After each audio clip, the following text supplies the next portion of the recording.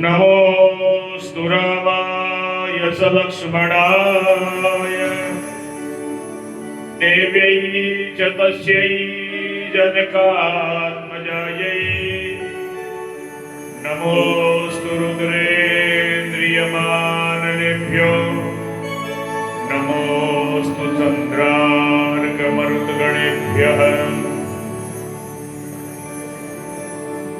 नमः परमहंसास्वादित चरण कमल चिन्मकरन्दाय भक्त जनमानस निवासाय श्रीरामचन्द्राय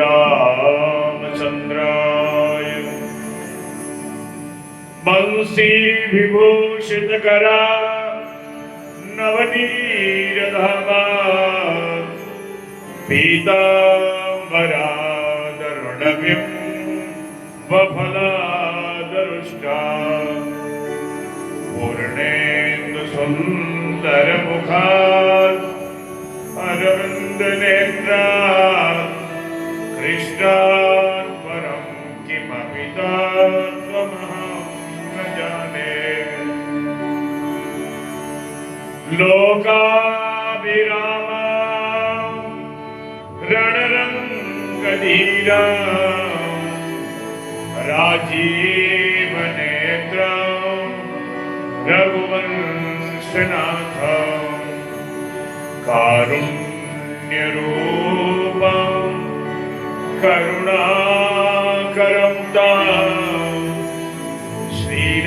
श्रीरामचन्द्र शरणं प्रपद्ये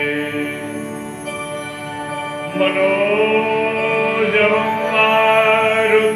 मारुततुल्यवेगं जितेन्द्रियं बुद्धिमतां वरिष्ठं वातात्मजं वानरयोधमुख्यं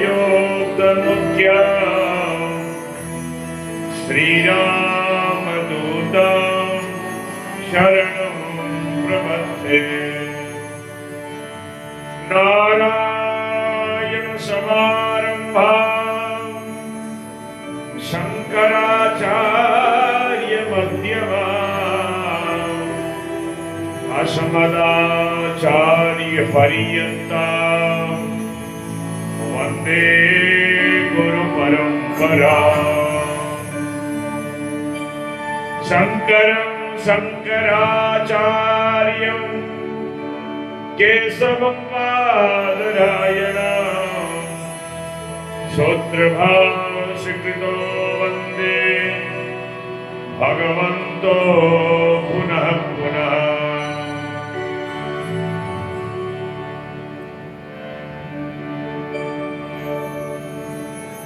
कृष्णाय वासुदेवाय हरये परमात्मने प्रणतक्लेशनाशाय गोविन्दाय नमो नमः सच्चिदानन्दरूपाय विश्वोत्पत्त्यादिहेतवे तापत्रये विनाशाय श्रीकृष्णाय वयं नमः या विद्या शिवकेशवादि जननी या वै जगन्मोहिनी या पंचैर्नवनादिने फलनिधि या चित्कला मालिनी या ब्रह्मादिपिपीलिकानुतनुषो प्रोता जगत्साक्षिणी श्यामायात् परदेवता भगवती श्रीराजराजेश्वरी नमः गोभ्य श्रीमतीभ्य सौरभेवेव एव च नमः ब्रह्मसुताभ्यश्च पवित्राभ्यो नमो नमः यस्यांगे च विभाति भूधरसुता देवापगा मस्तके भाले भालविदुर्गले च गरलम् यस्योरसिव्याहरा सोऽयं भूति विभूषण सुरवर शर्वाधिप शर्वदा शर्वगत शिव शशनिभ श्री शंकर पातु मां। गुरुर्ब्रह्मा गुरुर्विष्णु गुरुर्देव महेश्वर गुरु साक्षात् परब्रह्म तस्मै श्री गुरुवे नमः। आइए प्रेम से 2 मिनट भगवान नाम संकीर्तन करते हुए पुरुषोत्तम मास के पावन पर्व पर अभयापुरी महिला समिति के द्वारा आयोजित त्रिदिवसीय भगवती गौ की महिमा का गान गौ कथा पुरुषोत्तम मास की कथा में अवगान करते हैं। उससे पहले 2 नाम भगवान का लेकर की इस वाणी को शुद्ध करें और परम पवित्र सर्व वेदमयी लक्षणा गौ माता के श्री चरणों में नमन करते हुए प्रार्थना करें और प्रणाम करते हुए भगवती से अरदास करें कि हे मां, इस कलिकाल के अंदर समस्त जो जीव मात्र है सबका आप कल्याण करें।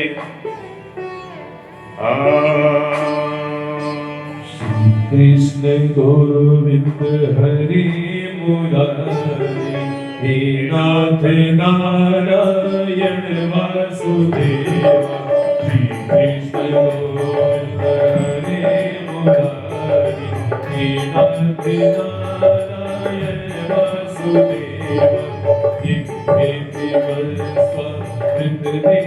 देवा गोविंद दामोदर माधवेति गोविंद दामोदर माधवेति विक्रीतो कामा किल गोप कल्या मुरारी पारार्पित चित्त देति तत्पादिकं मोहवशाद भोजन गोविंद दामोदर माधवेति गोविंद दामोदर माधवेति।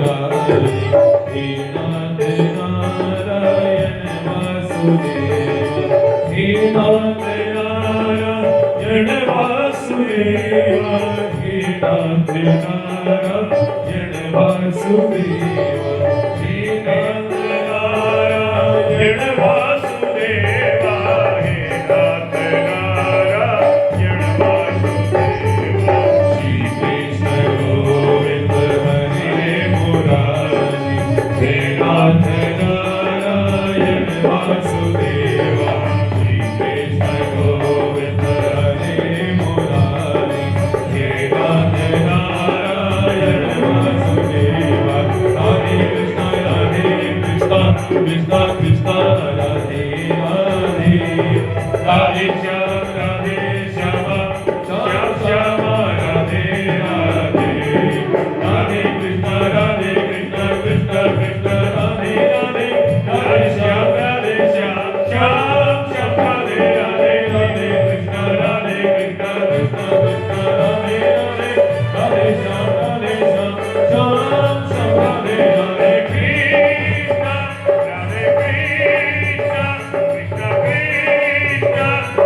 राधे राधे राधे श्यामा राधे श्यामा श्याम श्यामा राधे राधे राधे राधे कृष्णा कृष्णा कृष्णा राधे राधे राधे श्याम राधे श्यामा श्याम श्यामा राधे राधे श्याम श्यामा राधे राधे श्याम श्यामा राधे राधे श्याम श्यामा राधे राधे। बोलो गोविंद भगवान की जय, गौ माता की जय, श्री हनुमान जी महाराज की जय, शंकर भगवान की जय। नमः पार्वती पतये हर हर महादेव।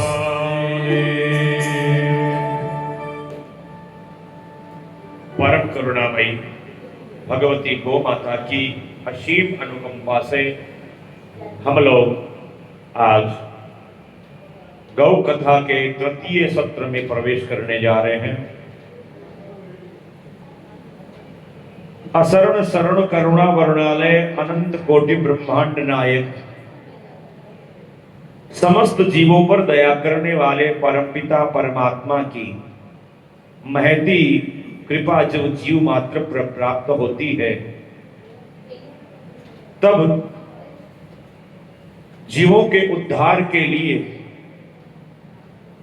भगवान सर्वेश्वर की महती अनुकंपा से हम लोगों को भारतवर्ष की पावन धरा पर गंगा गीता गौ गायत्री के इस महान मुख्य पुण्यदायी प्रदेश में जन्म प्राप्त होता है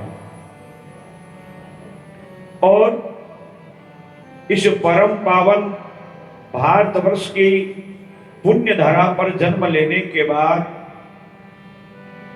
हम सबका यह दिव्य कर्तव्य है कि गौ माता की प्रतिदिन अपने हाथ से हम लोग सेवा करें, तुलसी जी के बिरले में जल सींचे, तुलसी के समीप भगवान के निकट प्रतिदिन दीप दान करें और माता पिता गुरुजन श्रेष्ठ जनों की प्रतिदिन सेवा करते हुए परमात्मा का भजन नित्य करते रहे। समस्त जीवों का यह कर्तव्य है कि 84 लाख योनियों में भटकने के बाद में जब अंत समय में हमें ये जो मनुष्य की देह प्राप्त होती है, तो हमें विचार करना चाहिए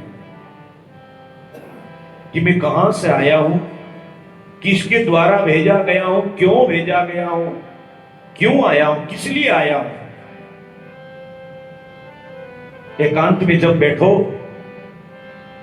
तो एक मिनट भी यदि मन में ये विचार आ जाए कि मैं कौन हूं, अपने आप के अंदर आत्मा से यदि हम लोग ये प्रश्न कर ले कि मैं कौन हूं, कहां से आया हूं, तो ये प्रश्न यदि मन में जग जाएगा तो ऋषि महर्षिगण कहते हैं कि जीव जो कुछ भी मन वाणी वचन के द्वारा कर्म करने में लगा रहता है, तो ये एकदम पक्की बात है कि वो कोई कुकर्म करने के लिए आतुर नहीं हो। जब ये जान लेगा कि मैं कौन हूं, किसके द्वारा पालित हूं, जो परम पिता परमात्मा मुझे मनुष्य की देह प्राप्त कराई है, मां के 9 महीने में गर्भ में रहने के बाद में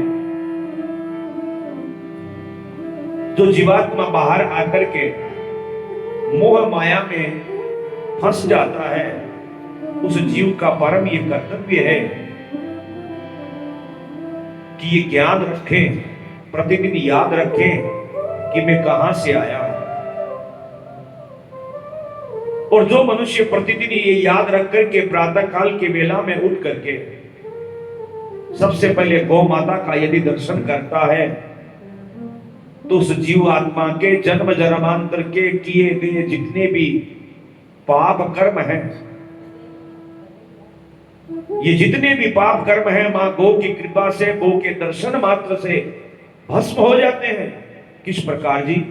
जैसे हजारों टन रुई के ऊपर यदि एक दिन का अग्नि का डाल दिया जाए और वो रुई का ढेर 1 मिनट में भस्म होकर के राख की ढेरी बन जाता है, उसी प्रकार हम लोगों को किया गया मन वाणी वचन कर्म का जो भी पाप ताप संताप है, भगवती मां गौ की कृपा से तुरंत नष्ट हो जाते हैं। और भारतवर्ष की पावन धरा पर जन्म लेने के बाद उच्च कुल के अंदर जन्म मिला। जन्म लेने के बाद में प्रतिदिन भगवान श्रीमन नारायण का दर्शन, गौ माता का सानिध्य, तुलसी जी की छांव में, पीपल देवता बड़ वृक्ष की छांव में बैठने का सौभाग्य, दर्शन करने का सौभाग्य मिले। और साथ साथ तो और क्या कहूं, पुरुषोत्तम का महीना मिल जाए और ये दिव्य संयोग कहां और कैसा कि प्रतिदिन भगवान नाम के साथ कानों में भगवान का नाम स्मरण करने का, श्रवण करने का सौभाग्य प्राप्त हो और कथा गंगा में आह्वान करने का, स्नान करने का, गोता लगाने का मौका मिल जाए तो फिर कहना क्या। इसलिए हम सबका कर्तव्य है कि प्रतिदिन भगवान की दिव्य कथा का श्रवण करें, मनन करें, गो पूजन करें और जो कथा में आने में विलंब करे, कथा में आने का मन न बनाए, भगवान से जुड़ने का नहीं मन बनाए, उनको मन बनाने के लिए प्रेरित करना चाहिए।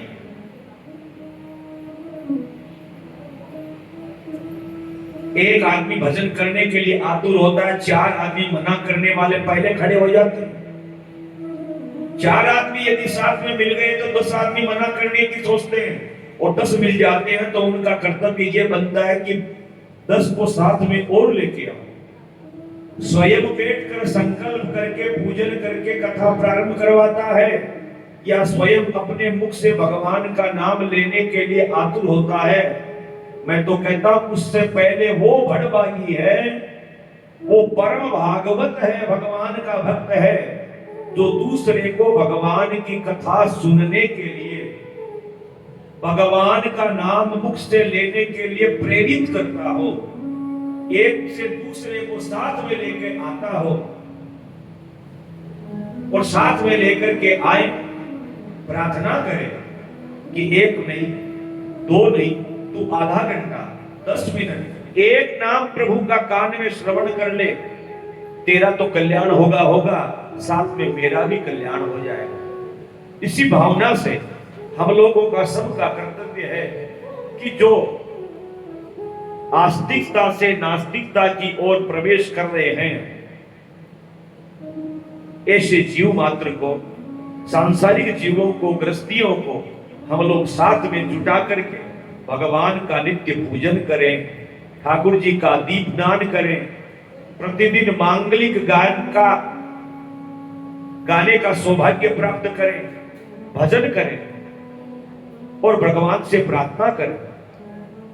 जो भी जितने भी जीवात्मा हैं, जो भी परमात्मा के पुत्र हैं, संतति है, उनको साथ में लेकर के आए, सब में समभाव रखें। संसार के अंदर जो भी जीवात्मा सब भगवान के परम अंश है और सबसे परम भगवान को क्या प्रिय लगता है, जो भगवान का भजन करने वाला हो। और ये भजन रूपी जो गंगा में नहाने का अवसर प्राप्त होता है तो मनुष्य योनि में आने के बाद ही प्राप्त होता है। मनुष्य योनि के प्राप्त करने के बाद में मुख से भी यदि एक नाम भगवान का भजन का ले लिया, एक नाम संकीर्तन कर लिया, आदि चौपाई बोल ली, 1 दोहा भगवान का नित्य रामचरितमानस का हम लोग पाठ कर लिया, तो परममयी करुणामयी वेद लक्षणा गौ माता की कृपा से हमारा समस्त मनोरथ पूर्ण हो जाता है। कहते हैं निपुण पांगड़ो में उसको चलाना पड़ता है। धर्म का अभ्युत्थान करने के लिए, धर्म को बढ़ाने के लिए आगे आना पड़ता है। आगे आकर के सबको बुलाना पड़ता है कि आप कथा में चलो, आप आओ, आगे बढ़ो। इस प्रकार प्रार्थना करके सबको एकत्रित करके और नित्य प्रति भगवान का भजन करना चाहिए। इस प्रकार आप लोग सभी माताएं मिलकर के आज जब इस महा आयोजन की रूपरेखा को तैयार करके इस बीड़े को उठाया, आज पूर्णता की ओर है। और प्रतिदिन आप लोग संध्या के समय एक जगह जुट करके मंदिर में प्रांगण में बैठ करके जैसे प्रतिदिन भजन करती हो, वही नियम आप प्रतिदिन गौ माता की सेवा करने का बना लो कि 7 दिन में एक दिन 1 घंटा भी हम लोग जहां गायें बैठती हो उस जगह को थोड़ी जाके सफा कर दें। पीने के लिए पानी की व्यवस्था न है तो पानी की पीने की व्यवस्था कर दें, जहां पर गौ माता अच्छी तरह से विचरण कर सके, गौ की रक्षा हो। शहरों में गाय रखने की व्यवस्था नहीं होती, पर हमारे यहाँ तो भगवान की कृपा अभी तक की व्यवस्था बन जाती है। कई घरों में भगवान की कृपा से आज भी वेद लक्षणा गौ माता नित्य निवास करती है। तो गायों की सेवा करे, दर्शन करे, हाथ से गोग्रास प्राप्त करा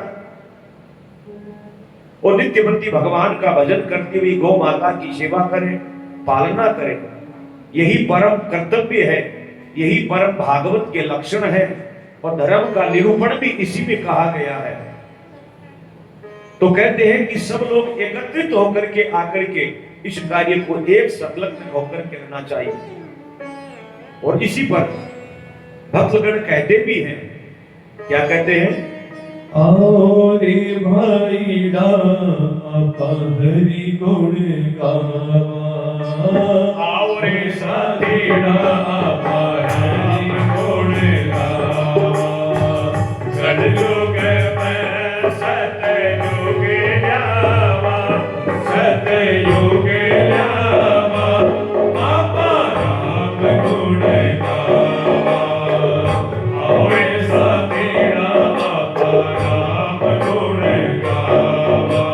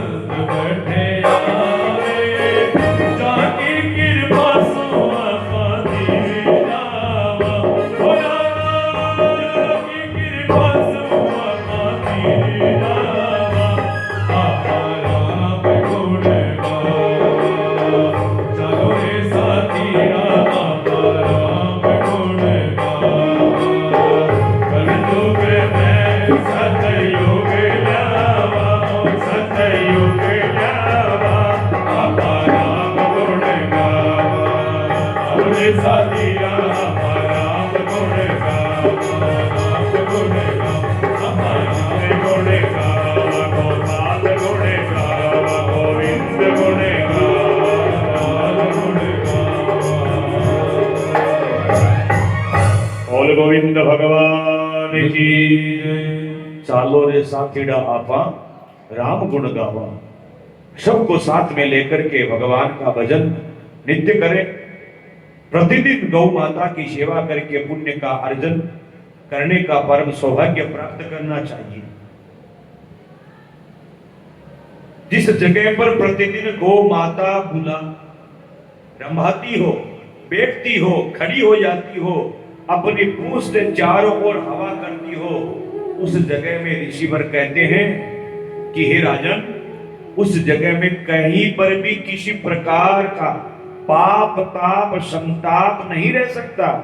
भूत प्रेत पिशाच जितनी भी योनियां हैं ये दूर भाग करके उस स्थान को छोड़ देती है। गाय माता की पूंछ में अमृत का वास है, लक्ष्मी का वास है। मां के जो दिव्य गव्य पदार्थ है, गोमूत्र है, गोबर है, इसमें प्रतिदिन लक्ष्मी जी का निवास। ऋषि कहते हैं कि जिसके पूंछ में, जिसके खुर में, जिसकी पांव की मिट्टी में इतने बड़े बड़े देवताओं का वास है, ऐसी गौ माता की इस कलिकाल में यदि दुर्गति हो जाए, गौ माता भूखी रहे, प्यासी रहे, चलने में समर्थ हो, रुग्ण अवस्था को प्राप्त करें, इसके लिए और जो देख करके भी अनजाने में या जानबूझ करके गौ माता कष्ट पाती हो, उसको देख ले, देख करके भी गौ माता की सहायता नहीं करें, वो कसाई से भी बच करके पाप भोगने वाला जीव हो जाता। इसलिए प्रतिदिन भगवान की नित्य सेवा के अंदर गौ माता को शामिल करके प्रतिदिन गौ की सेवा करना, यही परम भागवत का लक्षण और कर्तव्य है। कहते हैं गौ माता के अंदर इतनी दिव्य शक्ति है कि पास में खड़े हुए समस्त मनुष्यों के मन की बात को जान लेती है। दुखों को नाश करने के लिए अपना जीवन सर्वस्व गौ माता हमारे लिए लुटा देती है कि किस प्रकार हमारे दुख की निवृत्ति हो, दुख का नाश हो। ये गौ कथा अनुपम औषधि 4 पदार्थ प्रदान करने वाली है। चारों पदार्थ कौन से हैं? धर्म, अर्थ, काम और मोक्ष। चारों की प्राप्ति कराने वाली ये दिव्य कथा, इसका गान करने से गौ माता की महिमा का एक श्लोक, एक शब्द भी जीवात्मा के यदि कान में पड़ गया तो जन्म जन्मांतर के पुण्य उदय होकर के उसके पाप दूर हो जाते हैं। किसी भी प्रकार गोमाता को कष्ट नहीं पहुंचाना चाहिए। एक समय की बात, गौ की इतनी बड़ी महिमा कि दुर्वासा जी महाराज, जो भगवान शंकर के अंशावतार हैं, दुर्वासा जी महाराज घूमते घूमते हस्तिनापुर चले गए। हस्तिनापुर में जो प्रवेश किया तो दुर्योधन इत्यादि जो युवराज थे, उन्होंने महाराज का पूजन किया, प्रसाद ग्रहण करने का आग्रह किया। महाराज ने वहां आशीर्वाद प्रदान किया। उस समय पांडव लोग वन में निवास करते थे। दुर्योधन को पता था कि ये महात्मा बड़े क्रोधी है, किसी भी क्षण, किसी भी अवस्था में इनके जब भी मन में आ गई तुरंत श्राप देने को आतुर हो जाते हैं। तो उन्होंने इस श्राप की महत्ता को जान करके दुर्योधन ने महाराज दुर्वासा से कह दिया कि हे मुनिवर, आप हस्तिनापुर पधारे हैं, हमारा बड़ा सौभाग्य है, हमको तो आशीर्वाद दिए ही हो, लगते लगते हमारे भाई लोग जो अभी वन में निवास कर रहे हैं, थोड़ा उनको भी जाते जाते आशीर्वाद देके चले जाना। परम भागवत दुर्वासा जी महाराज दुर्योधन की बुद्धि को समझ गए कि दुर्बुद्धि क्या करना चाहता है और मेरे द्वारा उसके क्या करवाना चाहता है। परम भागवत दुर्वासा जी महाराज वहां से विदा लेकर के ज्यों ही वन में आए जहां पर महारानी द्रौपदी कुटिया में निवास कर रही है और अभी अभी अपने पांचों पतियों को भोजन करवा कर निवृत्ति की ओर किया है। पांचों भाई भोजन कर लिए। अब भोजन करने के बाद में जो ही अपने अन्नपूर्णा भंडार रसोई घर के बर्तनों को साफ करने के लिए आतुर हुई और उसी समय दुर्वासा जी महाराज अपने शिष्य प्रशिष्यों की संतों की टोली लेकर के द्रौपदी की कुटिया के सामने उपस्थित हो गए। भाइयों ने आकर के देखा, क्या बात है, सबका मुख मलिन निराश हो गए। पांडवों को पता था कि खाने के लिए हमारे पास अभी का है या क्या है, नहीं है। तुरंत दौड़ करके युधिष्ठिर जी महाराज कुटिया के अंदर प्रवेश किए। द्रौपदी से बोले, पांचाली, ऋषि दुर्वासा पधारे। द्रौपदी ने कहा, दुर्वासा जी, परम सौभाग्य है, अहो भाग्य हमारा कि ऋषिवर हमारे कुटिया में पधारे, हमें दर्शन देने के लिए आए। ऋषिवर ने आते ही भाइयों को पहले सबसे पहले उतरते यही कहा, सामने आते ही, कि युधिष्ठिर, हम भोजन करेंगे, प्रसाद ग्रहण करेंगे तुम्हारे यहाँ। हम लोग अभी स्नान करने के लिए गंगा जी की ओर प्रस्थान कर रहे हैं, स्नान करके तुरंत आएंगे और तुम्हारे यहाँ प्रसाद ग्रहण कर रहे हैं। अब तो इस बात को युधिष्ठिर जी महाराज ने जब सुना, पांचाली से जाकर के कहा। द्रौपदी जी इस बात को सुन करके बड़ी प्रसन्न हुई। प्रसन्न होकर के जाकर के रसोई घर में देखा, हांडी के अंदर कुछ नहीं है। चारों ओर नजर फैलाई तो देखा कि एक चावल, केवल और केवल एक चावल का टुकड़ा उस बर्तन में पाया। जाकर के परमात्मा को याद किया कि हे भगवान, हे सर्वेश्वर, तू कहां तक कितनी कितनी मेरी परीक्षा लेगा, बता तो सही। परमात्मा को याद किया, मां गौ माता को याद किया, अन्नपूर्णा मैया को याद किया, क्योंकि द्रौपदी सती है। द्रौपदी का नाम पंचकन्याओं में गिना जाता है। प्रातः काल कोई इन 5 देवियों का नाम मन में स्मरण कर ले तो वो किसी भी पातकों से युक्त क्यों न हो, उसके पातक दूर हो जाकर के समस्त पातकों से निवृत्ति प्राप्त कर लेता है। 5 कन्याओं के नाम दिव्य नाम है, प्रतिदिन श्रवण करना चाहिए। अहिल्या, द्रौपदी, तारा, कुंती, मंदोदरी तथा पंचकामनाम समरे नित्यम महापातक नाशनम। माता अहिल्या जी, इनका नाम भी सतियों में गिना जाता है, पंचकन्याओं में गिना जाता है। ये पतिव्रता स्त्रियां का रूप कन्याओं के रूप में रहता है। अहिल्या, द्रौपदी, तारा, कुंती, मंदोदरी तथा माता कुंती, महारानी मंदोदरी पतिव्रता स्त्री, और तारा, ये पंचकन्या प्रतिदिन पवित्र से पवित्र कर्म को करने वाली, पतियों की सेवा करके पतिव्रत धर्म को पालन करने वाली है। द्रौपदी ने कुटिया के बाहर खड़ी हुई गौ माता के कान में जाकर के कहा कि ये मां, अब तू ही रास्ता बता।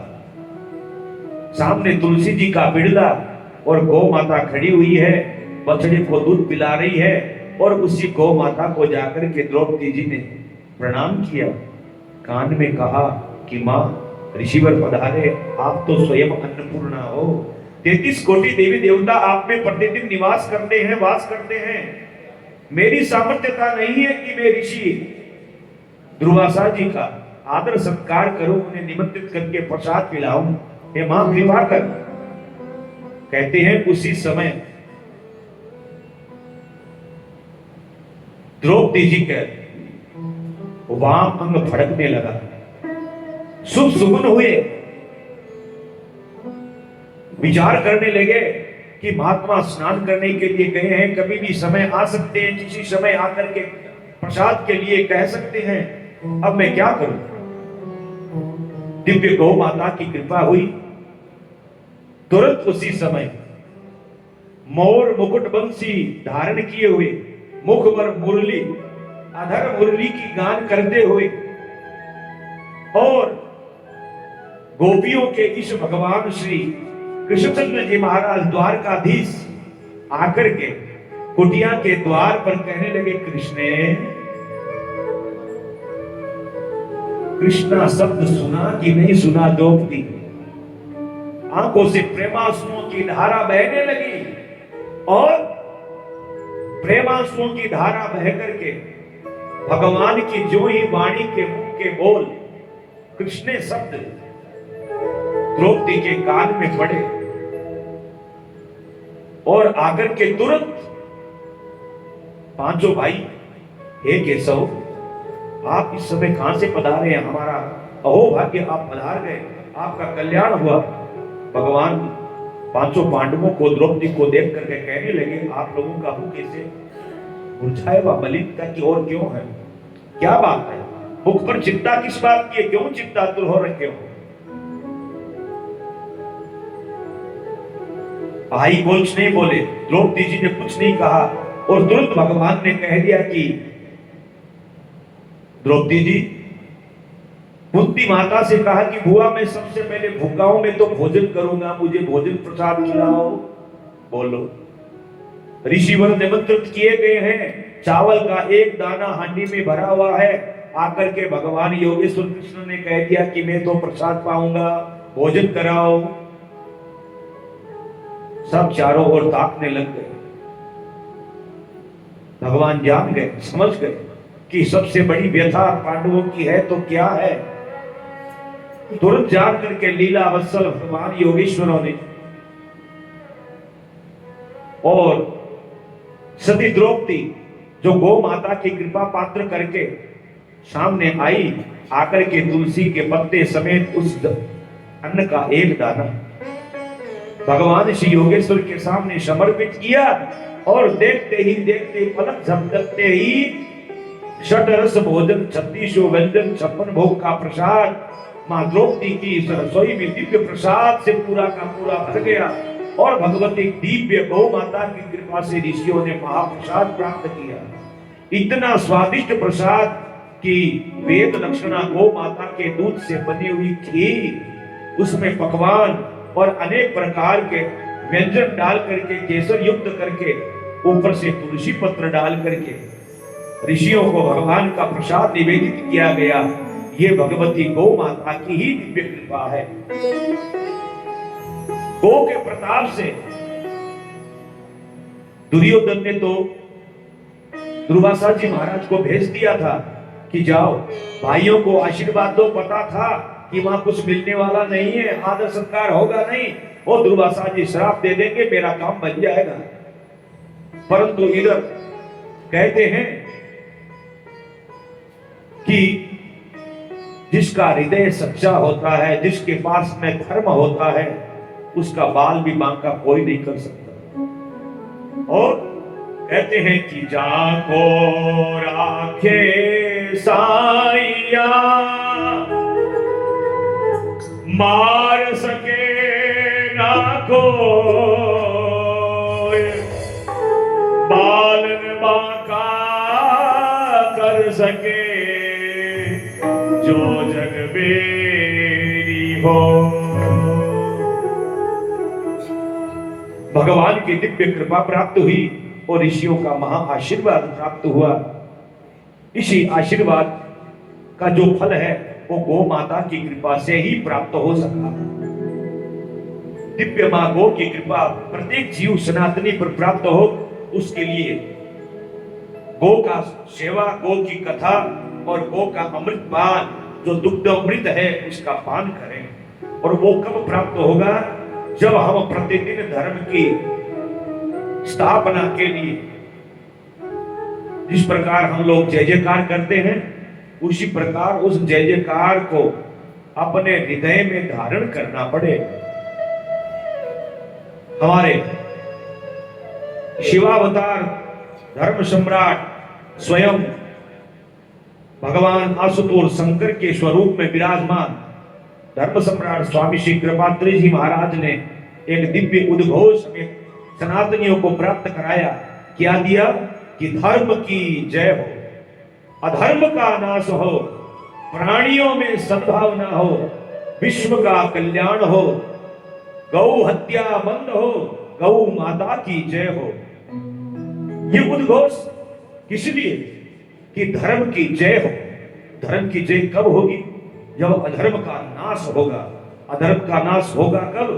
जब प्राणियों में सद्भावना होगी। सभी जीव मात्र ये चाहेंगे, सभी लोग सोचेंगे कि ये तुलसी है, ये गौ माता है, ये कन्या है, ये भगवान है, ये कृष्ण है, ये राधा है, ये माता है, ये पिता है।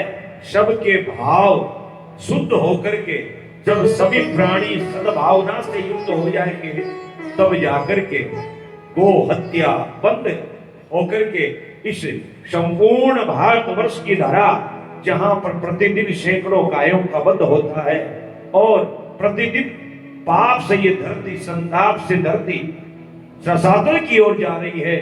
हमारा सबका कर्तव्य है कि प्रतिदिन गौ सेवा करें, गौ रक्षा करें, स्वयं गौ की पालना करें, तब जाकर के ये उद्घोष सही मायने में काम करेगा जी। इसलिए बाबा तुलसी महाराज भी यही कहते हैं कि प्रतिदिन हमें गौ की पूजा अवश्य करनी चाहिए।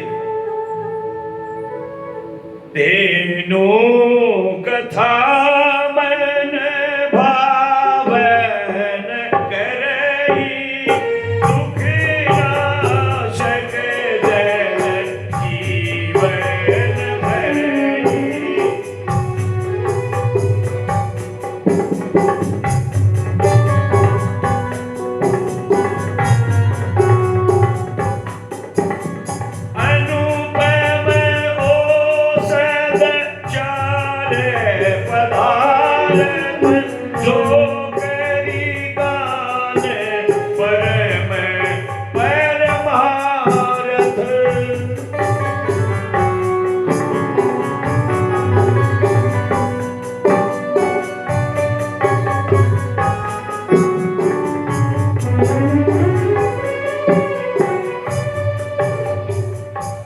तो कहते हैं कि गौ की महिमा गान करने के लिए, गौ की कथा को सुनने के लिए जब हम लोग आतुर रहते हैं, उसी प्रकार प्रतिदिन गौ की सेवा करें।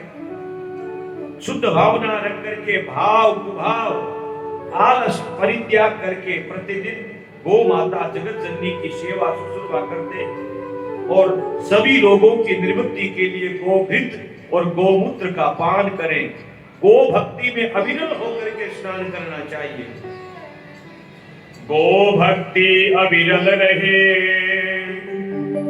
दीजो स्वामिनि मोहि, मिली चाह तेरी सदा, अंधकार गति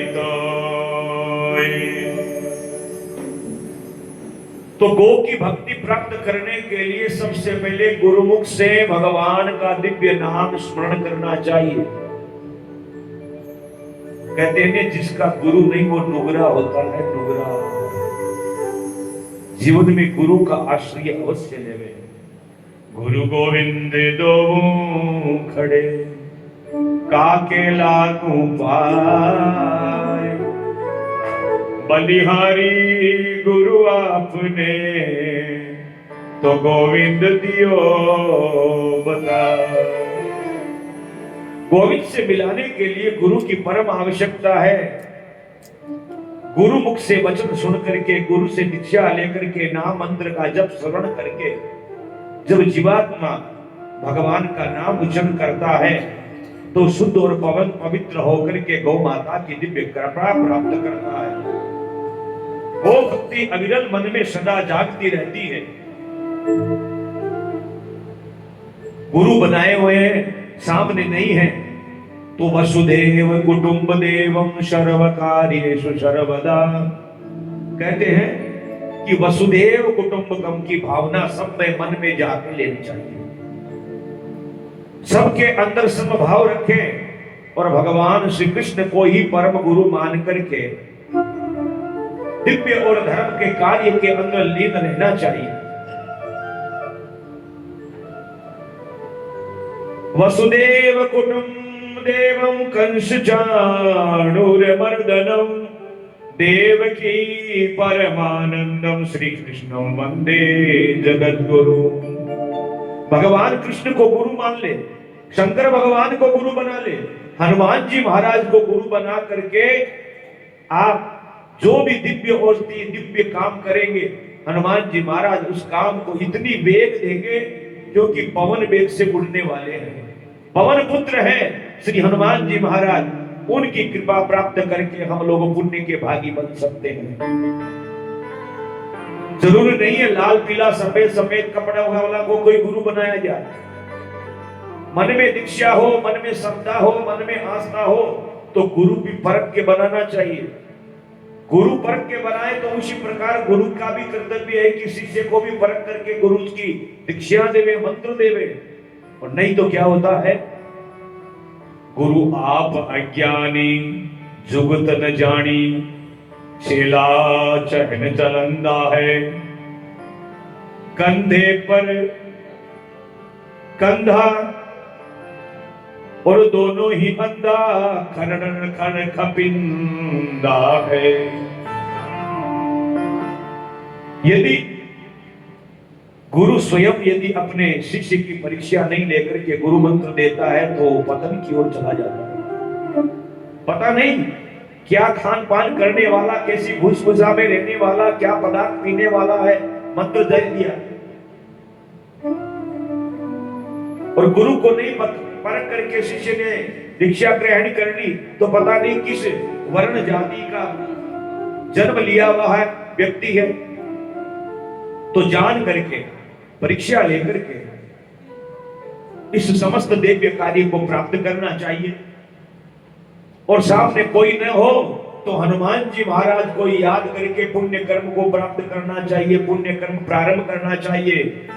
और हनुमान जी महाराज को याद करने के लिए तुलसी बाबा ने भी यही कहा, क्या कहा, जय जय जय हनुमान गोसाई, जय जय जय हनुमान गोसाई, कृपा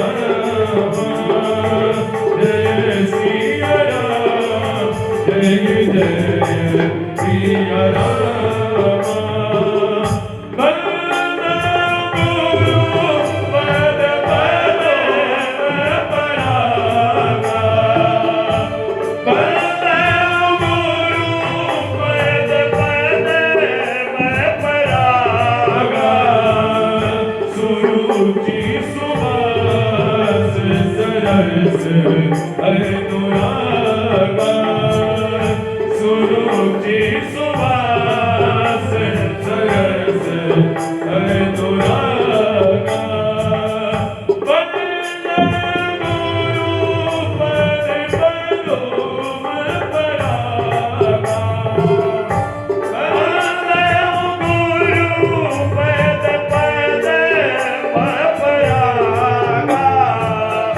सुरुचि सुवास सरस अनुरागा सुरुचि सुवास सरस अनुरागा। बोलो गौ माता की जय हो, श्रीमन नारायण भगवान की जय हो। ऋषिकर कहते हैं कि एक समय की बात राजन, त्रेता युग के समय में जब परशुराम जी महाराज गंधमादन पर्वत पर तपस्या करते हुए और मिथिला के अंदर राजा जनक का दिव्य जो प्रण लिया हुआ यज्ञ था वो धनुष यज्ञ भगवान राम और सिया के विवाह के समय का प्रसंग चल रहा था। धनुष यज्ञ में धनुष टूटने की जब टंकार भगवान श्रीमद नारायण के छठे अवतार विप्र वंशोद्भव भगवान परशुराम जी ने सुनी तो हाथ में फरसा, कंधे पर धुनीर बंधा हुआ, हाथ में धनुष लेकर के अस्त्र शस्त्रों से सुसज्जित श्री परशुराम जी महाराज क्रोधित होकर के तुरंत राजा जनक के यहाँ पधारे। बाबा तुलसी जी की दिव्य जो रामचरितमानस की कथा है उस कथा में ये प्रसंग है कि राजा जनक के उस स्वयंवर के समय में भगवान श्री सीताराम जी का जो विवाह का प्रसंग शुरू हो रहा था और दिव्य जो धनुष तोड़ने का लीला जो चल रही थी, उस समय धनुष टूटने की टंकार सुनकर के उसी क्षण गंधमादन पर्वत से भगवान श्री परशुराम जी महाराज प्रकट हो गए और परशुराम जी महाराज प्रतिदिन प्रतिक्षण हर जगह पर निवास करने वाले हैं, अमरत्व प्राप्त किए हुए हैं। जिस प्रकार यत्र यत्र रघुनाथ कीर्तनम कृत कृत मस्तकांजलिम बाष्पवारी परिपूर्णोचनम मारुति नमत रसकांतकम।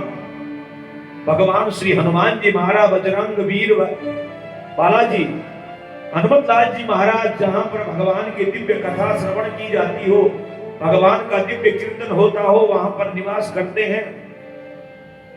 ब्रह्मांड के हर कोने में हनुमान जी घूमते हैं, उसी प्रकार परशुराम जी महाराज में निवास करते हैं। अष्ट चिरंजीवी है,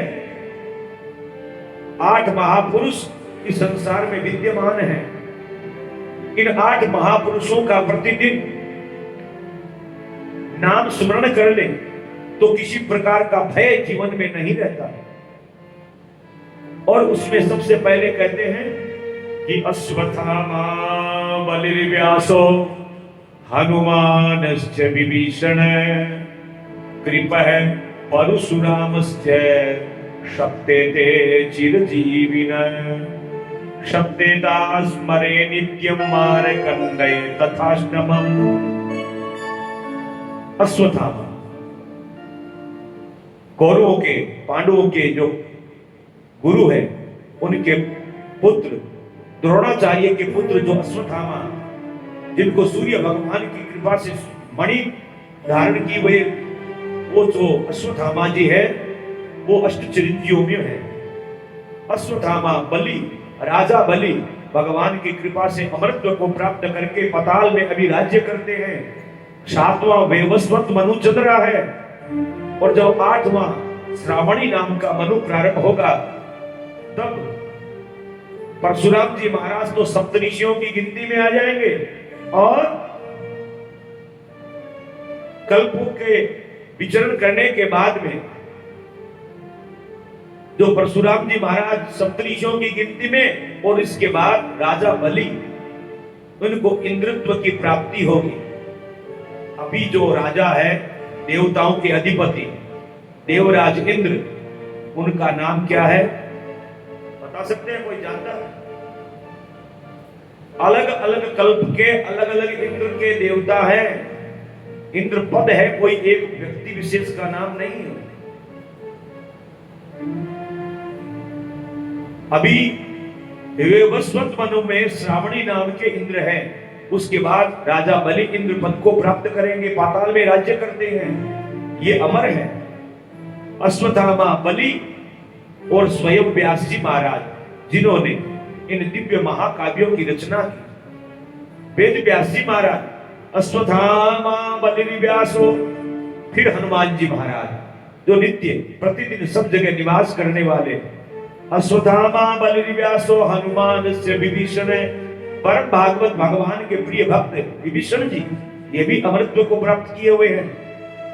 कृप है द्रोणाचार्य के साले और अश्वत्थामा के मामा, कौरवों के कुलगुरु कृपाचार्य जी महाराज, ये भी अमर है। अश्वत्थामा बलि व्यासो हनुमान से विभीषण कृपया परशुरामस्य, जो भगवान नारायण के छठे अंश अवतार परशुराम जी महाराज है, ये भी अमर है। और मार्कंडेय जी महाराज 8वें अमरत्व को प्राप्त हो गए। ये अष्टचिरंजीवी है, इनका प्रतिदिन नाम स्मरण करने से महापातकों से, महाभय से जीवात्मा की निवृत्ति हो जाती है।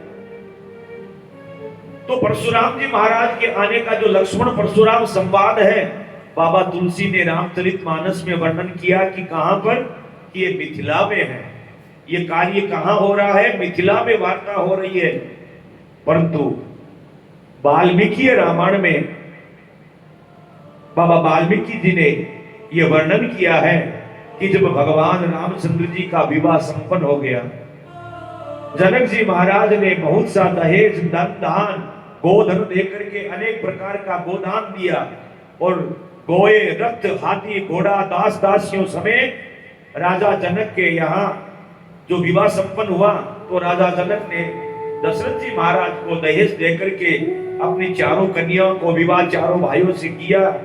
अयोध्या जी की ओर प्रस्थान जब ये लोग कर गए, तो अयोध्या जी के समीप पहुंचने पर ये परशुराम जी महाराज वहां पर पधारे।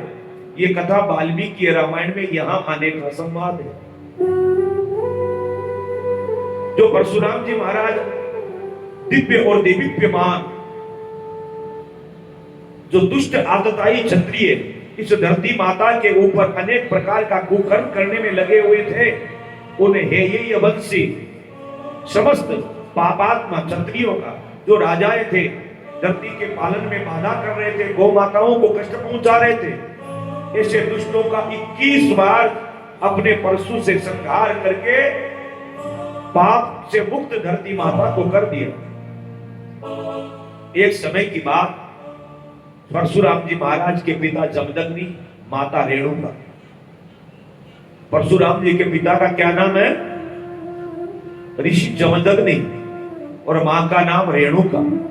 5 भाइयों में सबसे छोटे परशुराम जी प्रतिदिन गौ माता की सेवा करते, गो पूजन करते, गौ माता का दिव्य आशीर्वाद प्राप्त करते, गोदुग्ध का पान करते, गोमूत्र से स्नान करते, जटाओं को धोते। ऐसे दिव्य भगवान के दिव्य अवतार परशुराम जी किसी कारणवश जमदग्नि ऋषि ने सभी भाइयों को कह दिया कि तुम्हारी माता का गर्दन जो है वो धड़ से अलग कर दो, काट दो। किसी ने पिता की आज्ञा को सिरोधार्य नहीं किया, पिता ने श्राप दिया। अंत में परशुराम जी से कहा कि परशुराम मेरी आज्ञा है। परशुराम जी ने न कुछ कहा न कोई सुना, तुरंत पिता की आज्ञा सिरोधार्य किया, गौ माता की परिक्रमा करी, हाथ में परशु उठाया और माता रेणुका का सर धड़ से क्षण कर दिया, अलग कर दिया। तुरंत गौ माता की दिव्य कृपा प्राप्त हुई। जमदग्नि ऋषि का क्रोध शांत हुआ और पुत्र से कहा कि पुत्र, तुमने मेरा कहना माना, मेरी बात को स्वीकार किया, कहो क्या चाहते हो, वरदान मांगो, मैं बड़ा प्रसन्न हूं। तुरंत परशुराम जी महाराज ने गो कृपा प्राप्त करते हुए पिता जमदग्नि से कहा कि महाराज, हे पिता महाराज, आप मेरे पर प्रसन्न हैं, तो आप ऐसा आशीर्वाद दें कि मेरी माता और भाइयों समेत पुनः जीवित हो जाएं, इनको पता भी न चले कि इनका संहार मैंने किया था, ये घटनाक्रम याद भी नहीं रहे, ऐसा आशीर्वाद मुझे प्रदान कर दो। पिता जमदग्नि हंसने लगे कि वाह पुत्र, तुम्हारे पर भगवती गौ माता की इतनी दिव्य बड़ी कृपा, तुमने तो संसार में जो कार्य नहीं करने वाला था कार्य संपन्न किया। और तुरंत देखते ही देखते ऋषि के प्रसाद और गौ माता की कृपा से, गौमूत्र और गोबर के प्रभाव से तुरंत परशुराम जी की माता रेणुका भाइयों के समेत खड़ी होकर के और अपने पुत्र के सामने प्रकट हो गई, पिताजी के चरणों में दंडवत प्रणाम किया। इस प्रकार ये गो महिमा जो परशुराम जी महाराज को भी प्राप्त होकर के संसार में विचरण करने का अमृत का सौभाग्य प्राप्त करती है।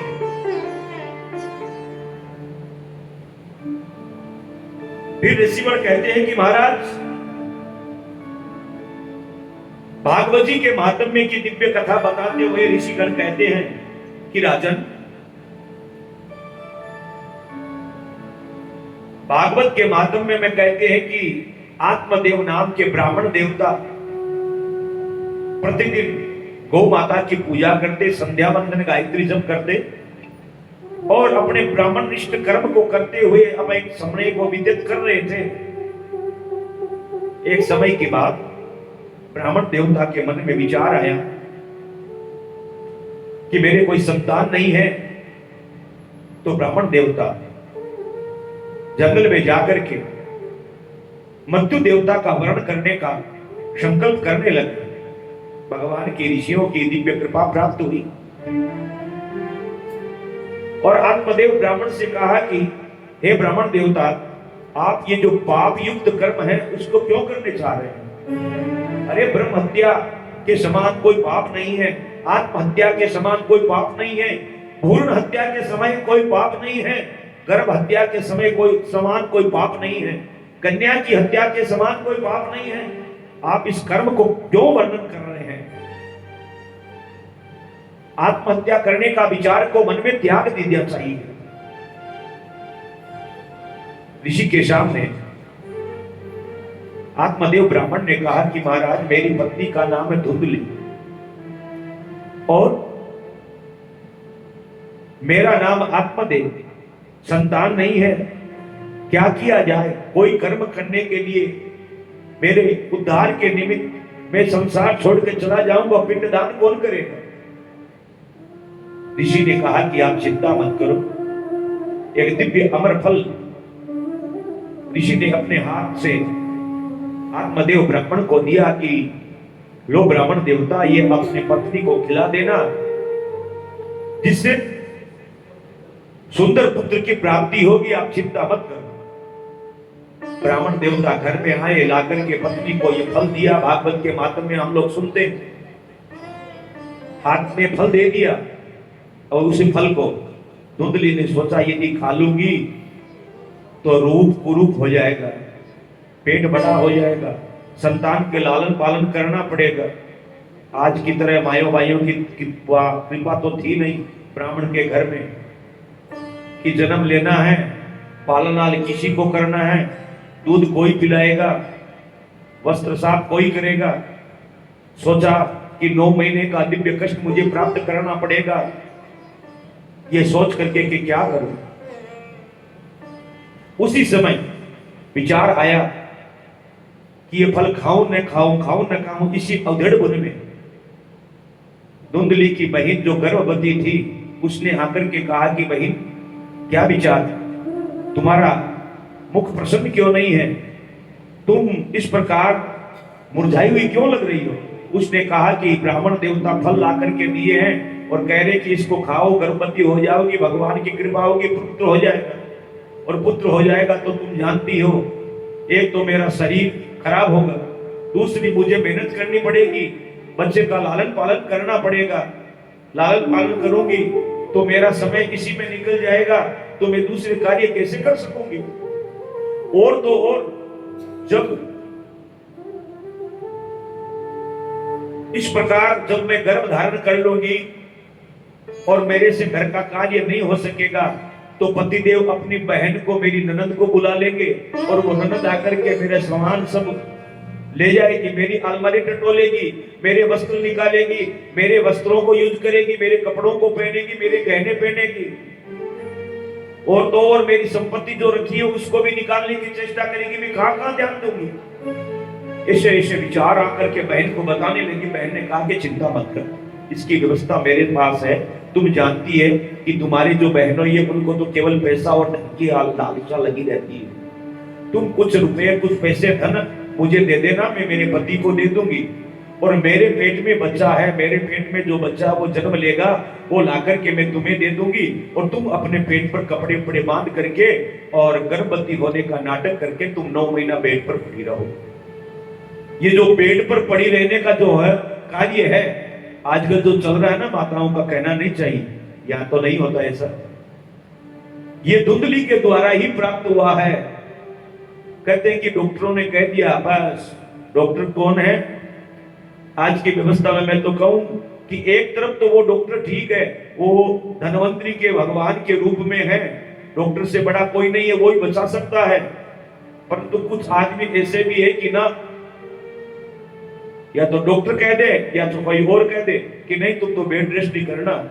अरे बेड रेस्ट करके स्नान करने की हिम्मत उसमें नहीं है, ठाकुर जी का प्रसाद निवेदित करने की भी नहीं है, भगवान को भोग लगा करके तुलसी पत्र पाने की भी हिम्मत नहीं है। उसी हिम्मत को माताएं खो देती है। उसके फलस्वरूप आज के जो बच्चे जन्म लेते हैं न भगवान को जानते, न माता पिता को जानते, न गुरु को जानते, न गौ माता को जानते, न गंगा को जानते, न तुलसी को जानते। छोटी शिखा वाले को देखते हैं तो हंसने लग जाते हैं कि ये क्या है, एंटीना है क्या माता। तिलक वाला को देख करके शर्म करते हैं, धोती की तो कहने ही क्या। 10 वर्ष का बालक भी ब्रह्मचारी धोती पहन के आएगा तो कहेगा कि बस ये बूढ़ा है, और जींस पहनने वाला 70 साल का भी होगा तो कह देगा ये जवान है, हैंडसम है। ये दुर्दशा हमारे समाज की सनातनियों की होती जा रही है, इससे बचना चाहिए। तो धुंधली के सामने उसकी बहन ने कह दिया कि ये ऐसा कर्म कर लो जिससे तुम गर्भवती के समान लगने लगोगी, बच्चा आएगा मैं तुम्हें दे दूंगी। उसने कहा कि ये तो सब ठीक है, तुमने जो कहा वह कर लूंगी, पर इस फल का क्या करूं जो पतिदेव लेके आए हैं। प्रतिदिन कहते हैं कि इसको पान करो, तो कहते हैं कि उस फल को घर में ब्राह्मण देवता की गौ माता थी, दिव्य धेनु के लिए समर्पित कर दिया, ऋषियों का दिव्य प्रसाद। और कहना क्या, आत्मदेव ब्राह्मण ने संध्या वंदन गायत्री जप करके गौ माता से निवेदन किया कि हे गौ माता, ये जो दिव्य फल है मैं पत्नी को दे रहा हूं, पत्नी को दिया, पर तो उस भगवान के दिव्य प्रसाद को पाने के लिए भी तकदीर चाहिए। उसके भाग्य में यह फल था नहीं, उस फल को उसने गौ माता को खिला दिया। ऋषियों का दिव्य प्रसाद, मां की दिव्य कृपा, गौ की महिमा इतनी दिव्य है कि इधर तो वो बच्चा आकर के धुंधली ने पालन पोषण करना प्रारंभ कर दिया, इधर में गौ माता को जो फल दिया उससे एक महान तेजस्वी धर्मनिष्ठ एक बालक का जन्म हुआ। उसका नाम रखा गया गोकर्ण। गोकर्ण जी महाराज का प्रादुर्भाव हुआ, और प्रादुर्भाव ऐसा हुआ कि पूरा का पूरा शरीर तो मनुष्य की तरह का, केवल कान जो थे वो गौ माता के कान की तरह कान थे, इसलिए उनका नाम रखा गोकर्ण। ऋषि ने नाम रख दिया गोकर्ण। अब बालक का नाम गोकर्ण रखा तो इधर धुंधली माता भी कहने लगी ब्राह्मण देवता से कि हे विप्रवर, गाय के पुत्र वह, उसका नाम आपने रखा गोकर्ण, और इसका नाम आपने किया, और अब मेरे पुत्र का नाम संस्कार मैं करूंगी। उसने कहा देवी क्या नाम रखोगी। कहा कि गाय का जो पुत्र था उसका नाम गोकर्ण गाय के ऊपर रखा है, तो ये मेरा नाम है धुंधली, तो ये मेरा पुत्र होगा धुंधकारी। बोलो मेरे नाम पर होगा। ब्राह्मण देवता ने कहा कि ठीक है देवी, तुम जैसा चाहती हो वैसा करो। अब वो धुंधकारी कहां का बीज कहां से आया हुआ, किस प्रकार लाकर के लालन पालन किया गया। दूध पिलाने का तो काम ही नहीं है, ऊपर का दूध, पाउडर का दूध, डब्बा का दूध पिला पिला करके उसको बड़ा किया। इस कथा को माध्यम को हम लोग जानते हैं कि किस प्रकार ये आगे बढ़कर के कितना दुष्ट आतताई हुआ। 5 प्रकार की वेश्याओं को घर में लेके आया, काम, क्रोध, लोभ, मद, ईर्ष्या, ये 5 प्रकार की वेश्याएं उसको घेर करके उसी से कुकर्म कराने लगी। पिता ने इस कर्म को जब देखा तो स्वयं जंगल में जाकर के आत्मदेव जी महाराज अपने प्राणों का उत्सर्ग कर दिया। गोकर्ण जी महाराज जंगल में जाकर भगवान की दिव्य तपस्या करने लग गए और दूधकारी के ऊपर आकर के ये पुत्र प्रतिदिन कहता है कि धन लाओ, पैसा लाओ, रुपया लाओ, जितना था धन संपत्ति जमीन जायदाद सबको बेच करके, धन संपत्ति बेच करके सबको नशे में, कुकर्म में, अनेक प्रकार के विष्णुओं में लगा करके जब धन खत्म हो गया तो माता को एक दिन बांध करके कुएं में डाल दिया, मृत्यु को प्राप्त कर दिया, जलता हुआ अंगारा मुख में डाल दिया। गला घोंट करके मारने को आतुर हो गया कि धन दे दे तो छाती पर बैठ करके प्राण निकाल दूंगा।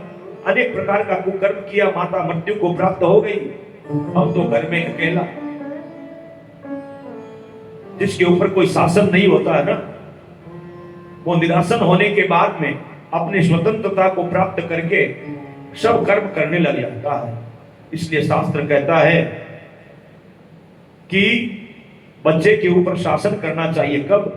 5 वर्षानी लालये 10 वर्षानी ताड़ये, 5 वर्ष तक बालक का लालन पालन करना।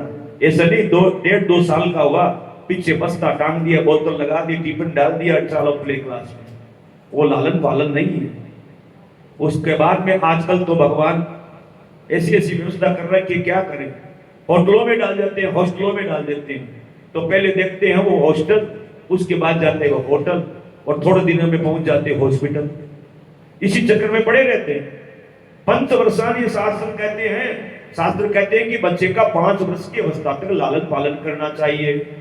10 वर्षानी ताड़िए, 10 वर्ष का बालक हो जाए तब उसको ताड़ना देनी चाहिए। ताड़ने का मतलब पीटना, मारना, ठोकना नहीं, समझाना चाहिए, बताना चाहिए, कहना चाहिए ये कर्म ऐसे नहीं ऐसे करना, ऐसे नहीं ऐसे करना।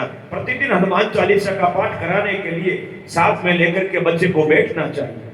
हम लोग जैसा कर्म करेंगे वैसा ही हमारी संतान, हमारे बालक करेंगे। प्रतिदिन उठ करके कराग्रे बसते लक्ष्मी की जगह हाथों-हाथ मोबाइल खोल करके देखते हैं, कराग्रे मोबाइल हंसते, हाथ में मोबाइल देख के देखते बच्चा भी उनकी यही देखेगा। संध्या के समय बोले कैसेट लगा दो, भजन की लगा दो, हनुमान चालीसा लगा दो, दिया जगा करके छोड़ दिया और स्वयं मोबाइल देख करके रील बनाना, रील देखना शुरू।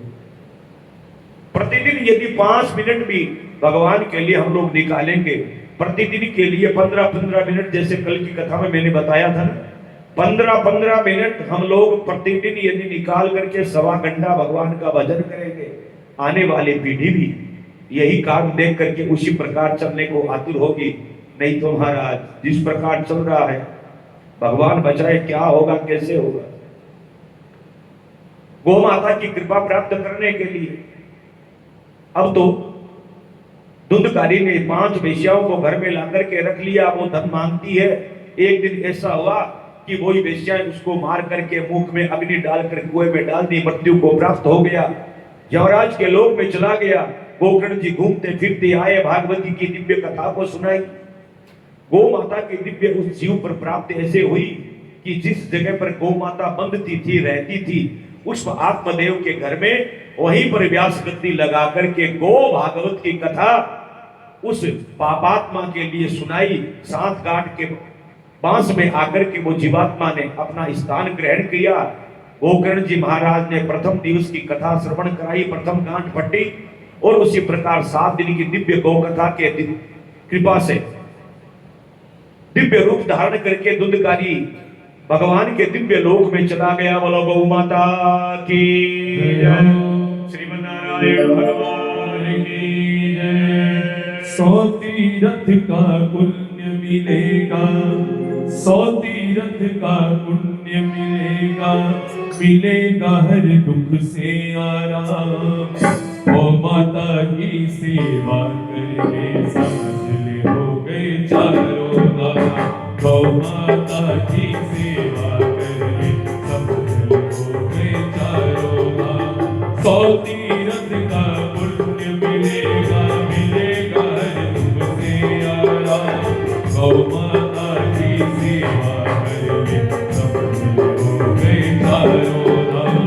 गौ माता की सेवा करके समझ ले हो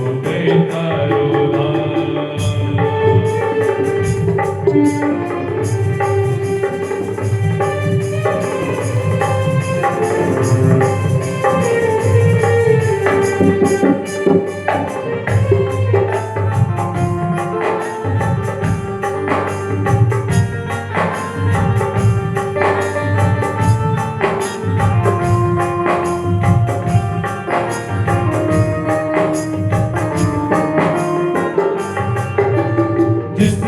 गौ की सेवा करनी वो जीवन तो निहाले, गोपालन से ही कन्हैया कहलाए गोपाल है। जिसने गौ की सेवा कर ली वो जीवन तो निहाले, गोपालन से ही कन्हैया कहलाए गोपाल है। गौ माता से प्रेम कर ले तेरे हो जाएंगे शाम, गौ माता की सेवा कर ले समझ ले हो गए चारों धाम। गौ माता की सेवा कर ले समझ ले हो गए चारों धाम।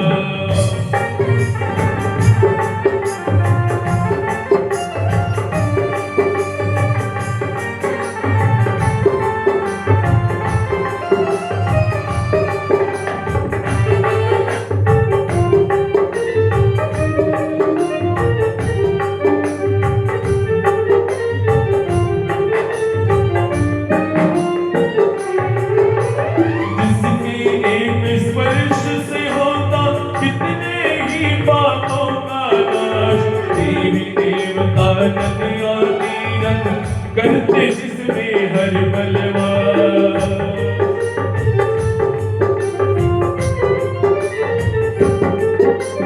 जिसके एक स्पर्श से होता कितने ही पापों का नाश, देवी देवता नदियाँ तीरथ करते जिसमें हर पलवास। वेद पुराण और संत मुनि भी, वेद पुराण और संत मुनि भी करते हैं जिसको प्रणाम। गौ माता की सेवा कर ले समझ हो गए चारों धाम। गौ माता की सेवा कर ले समझ हो गए चारों धाम।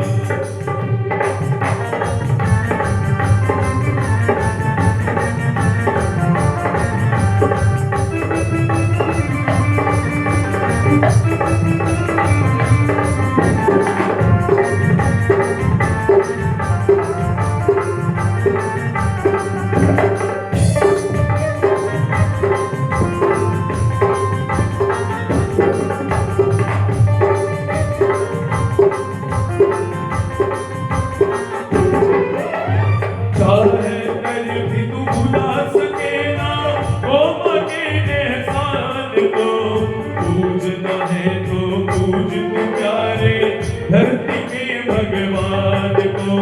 चाहे कर भी तू भुला सके ना गौ के एहसान को, पूजना है तो पूज तू प्यारे धरती के भगवान को। जय गौ माता जय गोपाल, जय गौ माता जय गोपाल, रटते रहो सुबह शाम। गौ माता की सेवा कर ले समझ हो गए चारों धाम। गौ माता की सेवा कर ले समझ हो गए चारों धाम। 100 तीरथ का पुण्य मिलेगा, मिलेगा हर दुख से आराम। 100 तीरथ का पुण्य मिलेगा, मिलेगा हर दुख से आराम। गौ माता से सेवा कर ले समझ ले हो गए चारों धाम। गौ माता की सेवा कर ले समझ ले हो गए चारों धाम। गौ माता की जय जय सत्य सनातन धर्म की जय। अनंत कोटि ब्रह्मांड नायक भगवान सर्वेश्वर श्रीवन नारायण की कृपा से ऋषि महर्षि गण राजा से कहते हैं कि हे राजन, एक समय जब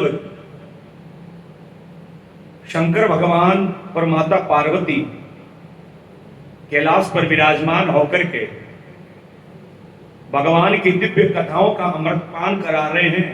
भगवान शंकर माता पार्वती को अमर कथा सुना रहे हैं और उसी अमर कथा के जगत को सींच करके गुरु गोरखनाथ ने गोरपुर से प्रकट करके परम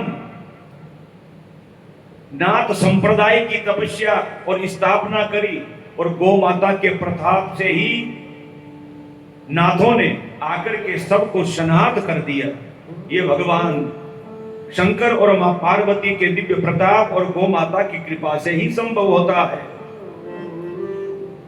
विश्वामित्र जी महाराज ने राजा त्रिशंकु, जो सूर्य वंश के एक राजा थे, जिन्होंने भगवती गौ के प्रताप से यज्ञ तपस्या करके और दूसरा ही एक स्वर्ग बना करके आकाश में सजीव यानी पूरे शरीर के सहित उनको भेज करके दूसरे उस महान जगह पर जहां पर स्वर्ग का अधिपत्य बनाने के लिए भेज दिया। कृष्ण जी महाराज आज भी उस दिव्य लोक में निवास करते हैं। महाराजा कर्ण जो दानवीर कर्ण हैं, उनके ऊपर भी भगवती गौ की बड़ी कृपा रही। उनके पुण्य प्रताप से ही कर्ण को महाराज दानवीर की उपाधि से परिपूर्ण किया गया। कर्ण कोई साधारण नहीं, सूर्य भगवान के द्वारा देदीप्यमान कवच कुंडल को धारण करके माता कुंती के यहाँ गर्भ से प्रकट हुए और दिव्य तेज को धारण करके इस संसार के अंदर कर्ण का नाम दानवीर के रूप में लिया जाता है। एक समय की बात, माता गौ का प्रतिदिन पूजन करने वाले गौ भक्त दानवीर कर्ण अपने महल में विराजमान हैं। भगवान श्री कृष्ण के सामने अर्जुन ने कहा कि महाराज, मैं तो आपका परम शिष्य हूं और आपकी कृपा मेरे पर सब समय हर जगह पर व्याप्त रहती है। मेरे से तो बड़ा भागी संसार में कोई नहीं है। मैं तो आपका परम प्रिय भक्त हूं और आप जो बात कह देते हैं मैं उसको तुरंत कर देता हूं। दान की कहते तो मैं तुरंत दान कर देता हूं। आप मुझे जिस कार्य के लिए प्रेरित करते मैं तुरंत कर देता हूं। तो भगवान ने कह दिया, मुस्कुराते हुए भगवान ने अर्जुन से कहा कि हे पार्थ, दानवीर तो कर्ण है, उसके समान कोई संसार में दानवीर नहीं है। कर्ण का नाम अर्जुन के सामने लिया। अर्जुन ने कहा कि महाराज ऐसी क्या बात, आप कहे तो मैं भी सब कुछ सर्वस्व दान कर सकता हूं। आप कर्ण का नाम दानवीरों के ऊपर ले रहे हैं, मुझे नहीं कुछ कह रहे। भगवान ने कहा कि ठीक है, समय आने पर तुम्हें बता दिया जाएगा। भगवान की दिव्य लीला, गौ माता की दिव्य कृपा। इधर कर्ण का प्रतिदिन का कर्तव्य था प्रतिदिन गौ पूजन करना, गौ माता की सेवा करना। गौ सेवा करके तुरंत वहां अपने महल में बैठे हुए थे। प्रातः काल का समय, एक ऐसी लीला हुई भगवान की दिव्य प्रेरणा से। एक ब्राह्मण देवता अर्जुन के पास आए, पांडवों के पास आकर कहने लगे कि अभी प्रातः काल की वेला का समय है। ब्राह्मण कहते हैं कि हे महाराज, मेरी पत्नी का स्वर्गवास हो चुका है। मेरी पत्नी का देहांत हो गया। निधन के बाद अंत्येष्टि कर्म करना है और इंद्रदेव पूरे वेग से बरसात कर रहे हैं, कहीं भी सूखी लकड़ियां नहीं है। मेरी पत्नी के दाह संस्कार के लिए आप सुंदर काष्ठ, चंदन इत्यादि की लकड़ी की व्यवस्था करके मुझे दे, जिससे मेरी पत्नी का मैं संस्कार कर सकूं। अर्जुन के पास में ब्राह्मण देवता आकर के इस प्रकार जब कहने लगे तो अर्जुन ने मेघ की तरफ देखा कि भगवान इंद्र देवता बरसात कर रहे हैं। कहीं पर भी सूखी लकड़ी की व्यवस्था नहीं बन रही है। चारों ओर दृष्टि फैलाई, कहीं लकड़ी नहीं है। सुबह से शाम होने को आ गई। ब्राह्मण देवता से कहा कि महाराज थोड़ी देर और बैठो, थोड़ी देर और बैठो, बरसात बंद हो जाएगी। थोड़ी देर और देखो, मैं आपके लिए ना नहीं करूंगा, काष्ठ की व्यवस्था कर दूंगा। इस प्रकार करते करते संध्या का समय होने लगा। ब्राह्मण देवता निराश होकर के अर्जुन के यहां से जाने लगे। भगवान कृष्ण तो लीलाधारी सब मालूम, तो ब्राह्मण देवता तुरंत अर्जुन के यहां से निकल के और महाराज कर्ण के द्वार पर चले गए। परम गोभक्त कर्ण ने के सामने जब ब्राह्मण देवता जाकर के इस प्रकार की याचना की कि मुझे चंदन की सुंदर काष्ठ चाहिए पत्नी के संस्कार के लिए, उसी समय ब्राह्मण का भेष बना करके भगवान कृष्ण और अर्जुन भी भिक्षाटन करने के लिए कर्ण के द्वार पर चले गए। अर्जुन को दिखाने के लिए कि दान क्या होता है, किस प्रकार दिया जाता है, दानवीर कर्ण को क्यों कहा गया है, देख लो। ये परीक्षा लेने के लिए, अर्जुन को दिखाने के लिए ब्राह्मण का वेश बनाया गए, भिक्षा का आग्रह किया। इधर ब्राह्मण देवता पहुंच करके कर्ण से कहा कि महाराज संध्या का समय होने जा रहा है, मेरी पत्नी के लिए सूर्यास्त से पहले पहले चंदन की काष्ठ की व्यवस्था की जाए, और सुबह से ही मेघों की वर्षा हो रही है, कहीं पर भी मुझे चंदन की सूखी लकड़ी प्राप्त नहीं हुई जिससे मैं मेरी पत्नी का संस्कार कर सकूं।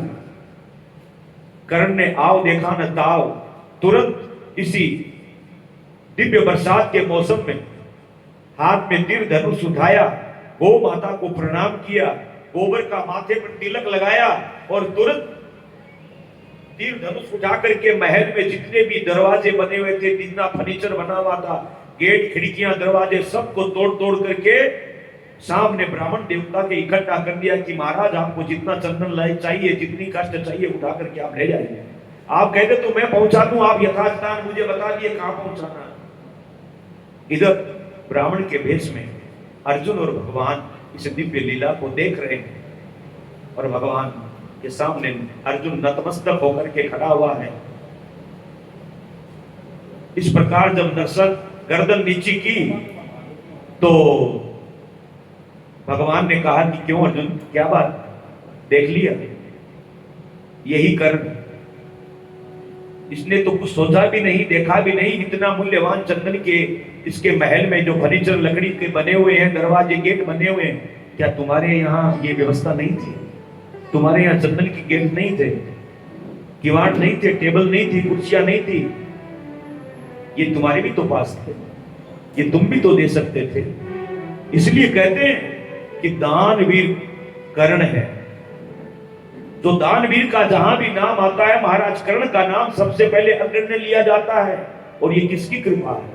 ये परम भागवत वेद लक्षणा करुणामयी 33 कोटि देवताओं को धारण करने वाली गौ माता की कृपा से ही संभव होता है।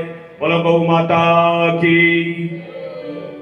और तो कहते हैं, क्या कहें, कलयुग के अंदर भी भगवान कि दिव्य गौ माता का प्रत्यक्ष उदाहरण और उसका दर्शन करने का परम सौभाग्य कलिकाल में भी प्राप्त होता है। जाहरवीर गोगाजी महाराज, इनके ऊपर भी गायों की बड़ी कृपा थी। परम गो भक्त थे गोगाजी महाराज। राजस्थान में है गोगाजी महाराज, हम लोग धोखते हैं गोगो जी की पूजा करानी कब? भादवा सुदी नवमी। वो गोगो जी महाराज जिन्होंने गायों की रक्षा के लिए सर्वस्व न्यौछावर कर दिया। एक लोक देवता राजस्थान में और है, कौन से? बाबा रामदेव जी महाराज। ये भी परम भक्त गो भक्त हैं। हड़बू जी, पाबू जी और तेजा जी महाराज, स्वयं तेजा जी महाराज, ये कौन है? परम गो भक्त। गो भक्त तेजा जी महाराज का नाम दिव्य गो भक्तों में लिया जाता है, जिन्होंने सर्वस्व अपने प्राण तक गौ माता की सेवा के लिए न्यौछावर कर दी। तेजो जी की महाराज की हम लोग कथा जानते हैं, सुनते हैं? नहीं जानते। तेजो जी महाराज का जब बाल अवस्था में विवाह संपन्न हो गया तो एक दिन की बात, तेजो जी की मां तेजो जी से कहने लगी कि तेजा उठ, प्रातः काल का समय है, तुम्हारे जितने भी संगी साथी है सब खेतों के अंदर जा रहे हैं। जेठ और आषाढ़ की बरसात हो चुकी है, सब हल लेकर के खेत की तरफ जा रहे हैं, खेत जोत रहे हैं। तुम भी जाओ, बैलों की जोड़ियां लेकर के जाओ और जब खेत जोतो। मां के आदेश से तेजा जी खेत में चले गए, हल चलाया। तेजा जी की एक भौजाई थी, भाभी। माता जी ने कहा कि तेजा जब खेत में गया हुआ है, गायों को लेकर के गायों को चरा रहा है, खेती कर रहा है, बीज बो रहा है, उसके लिए तुम भोजन की व्यवस्था करो, भोजन लेकर के जाओ। खेत में माताएं दोपहर का भोजन लेके जाती थी, उसको क्या कहते हैं मारवाड़ी में? भातो। ये भाता लेकर के गई थी। तेजा जी को भूख लगी हुई थी, जोर से भूख लगी हुई। जाते ही भौजाई को कहने लगे कि भौजाई आने में बड़ी देरी कर दी, प्रातः काल से आया हूं, भूख लगी हुई है, क्या करूं? ये परम गौ भक्त तेजा जी महाराज की दिव्य कथा है। भौजाई ने कह दिया, व्यंग कस दिया कि जितनी जल्दी भोजन करना है तो बालपने में माता पिता आपकी जहां पर विवाह शादी किया था उसको लेकर क्यों नहीं आ जाते, उसके हाथ का भोजन कीजिए। अब तेजा जी के मन में ये व्यंग की बात लग गई। कहा कि भाभी तुम्हारा भोजन तुम्हें स्वीकार हो, आप रखो। तुरंत घर गए, घर के जाकर के मां से कहा कि माता जी क्या मेरा सचमुच में विवाह हुआ है? कहां हुआ है, किस जगह पर है, मुझे बताओ। मां ने कहा कि ये क्या बात, मुझे में जो आज ही लेके आना है। तुरंत अपनी घोड़ी को तैयार किया। घोड़ी का नाम क्या था जी? तेजा जी की घोड़ी का क्या नाम था? लीलड़ घोड़ी। लीलड़ को तैयार किया, उसके ऊपर बैठ करके हाथ में भाला लिया और गौ माता की जय जयकार करते हुए अपने ससुराल की ओर प्रस्थान किया। गांव के अंदर जब ससुराल में पहुंचे, घोड़ी पर बैठे हुए, हाथ में धनुष भाला लिए हुए, गांव के बाहर में कुछ कुएं के ऊपर पनियार या पानी भर रही थी। जाकर के पानी भरने वालियों को पूछा, अपने ससुराल के गांव का घर, ससुर जी का नाम लिया। क्यों महाराज ससुर जी को ओ नाम है, आ घर आ जगह कट है, पोड़ बता दी कि वह बड़ी बड़ी पोड़ जगी है भाई, था का ससुर की बट चला जाओ। और कुछ दूर जाने के बाद में तेजा जी महाराज जब गांव में प्रवेश किया तो गांव में एक बगीचा था, बाग था, उपवन था। वहां जाकर के विश्राम करने लगे और घोड़ी को ले जाकर के वहां बांध दिया। घोड़ी जाकर के वहां पर पत्र पुष्प खाने लगी। वहां के जो रक्षा करने वाला था उसने जाकर के ससुर जी को, सासू जी को संवाद बता दिया कि ये कोई राहगीर आया हुआ, परदेसी आया, उसकी घोड़ी ने अपने बाग को पूरा उजाड़ कर दिया। और वहां पर तेजा जी की कहते हैं पत्नी तेजा जी को का दर्शन किया, सखियों के साथ उनको देखा, मन में भाव जग के घर आ गई। और उसे पता चल गया कि जिसके साथ मेरा बाल में विवाह हुआ था, बाल बने वो मुझे लेने के लिए आ गए हैं, पधार गए हैं। भौजाइयों ने भी स्वागत किया। संध्या का समय हुआ। तेजा जी की सासू गाय का गोद दुहन कर रही थी, गाय दूह रही थी, दूध निकाल रही थी। उसी समय तेजा जी महाराज घोड़ी लेकर के, घोड़ी पर चढ़ करके और पोड़ के ऊपर द्वार पर पहुंच गए। जब घोड़ी ने हिलाना शुरू किया, टाप लगी, देख करके दो गोद जो दूध दे रही थी उन्होंने अपनी टांग उछाल दी, गोदुग्ध गिर गया, अचेतावस्था हो गई। तुरंत तेजा जी महाराज की सासू जी ने ऐसे बोल दी। कहते हैं कि मुख से जो बोल बोले जाते हैं संभाल करके बोलने चाहिए कि किस समय कौन सी वाणी मुख से निकल जाए। सरस्वती हर समय तो नहीं बैठती, पर कभी कभी ऐसी जगह ऐसे समय में बैठ जाती है कि वो बात वाणी की मुख्य रजनी के लिए भी सत्य हो जाती है। तेजा जी की सासू ने ऐसा विचार करके जो शब्द बोल दिए, और ऐसा शब्द बोल दिया कि जिस के द्वारा मेरी ये गाय चारों ओर से कूद रही है, दूध नहीं दे रही है, इस प्रकार का जो कृत्य हुआ है उसको काला नाग डस जाए। तेजो जी महाराज को इस प्रकार का वचन जब सहन नहीं हुआ, सुना, बेटी ने भी सुना कि माँ तुमने ये क्या कह दिया, किसको कह दिया, तुमने देखा न परखा किसके लिए क्या कह रही है, अपने हिसाब से जो मुझसे जबान निकाल दी, देखो द्वार पर कौन करे तुम्हारी जवाई है। तुरंत तेजो जी महाराज ने ये बात सुनी और कहा कि लीलड़ आइए जी अपाची गुजिया, नुगरा की धरती पर वासो ना करें। जहां पर जो भगवान के भक्त नहीं रहते, जहां पर भगवान की लीला कथा अमृतपान नहीं होता, जहां पर भगवान के भक्तों से विद्वेष किया जाता है, उस जगह का परित्याग कर देना चाहिए। जहां पर आदर सत्कार नहीं होता हो, उस जगह का भी परित्याग कर दे जाना चाहिए। क्योंकि परसों परसी परसराम, तुलसी वहां न जाइए जन्मभूमि के गांव, गुण ओळख जाने नहीं धरे पाछ लो नाम। कौन है? बोले वो है कथा करने कौन आया? बोले विष्णु महाराज है। कटा ए भगाई गांव वाला रोज नहीं तो आवे कहीं, और बाहर के आ जाओ और हम भी बाहर चले जाए, वही बात है।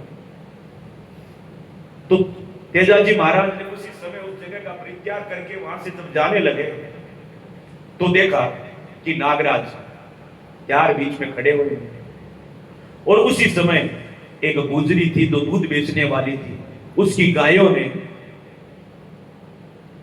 वहां के जो आतताई थे दुष्ट, उन्होंने चुरा करके गायों को अपनी ओर ले गए और दौड़ाते दौड़ाते गायों को किधर ले गए?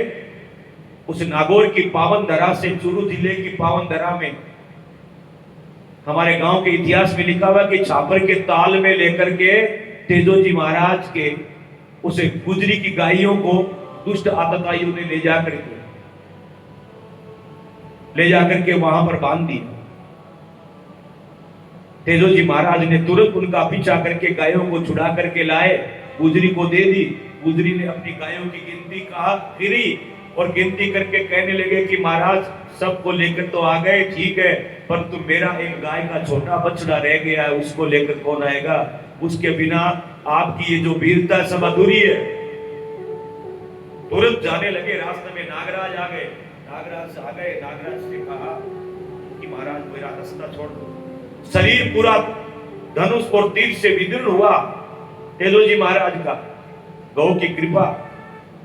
उन दुष्ट आतताइयों से युद्ध करते करते तेजोजी महाराज के शरीर में चारों ओर वेदना से तीर के निशान लग गए, घाव हो गए। नागराज से प्रार्थना की कि नागराज आप रास्ता छोड़ करके चले जाइए।